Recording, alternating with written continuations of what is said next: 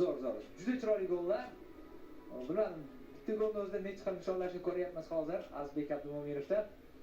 Bu Hollandcha uslubdagi nishonlash bo'ldi. O'zi Hollandcha uslubda ham kiritildi gol.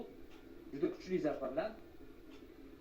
Operatorlar, ya'ni o'sha tasvirchilarda bo'lgan ekan to'pni. Ulardan olib turildi. Va albatta bu tarixiy suratni keyin ko'ramiz ijtimoiy tarmoqlarda.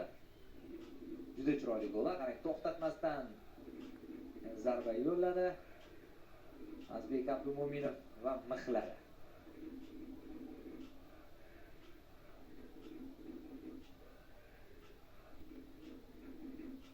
Zo'r, time yakuni yanada o'sha quvonchli bo'lyapti.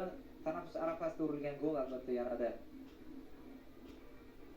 siz ta'sirli bo'ladi raqib jamoaga.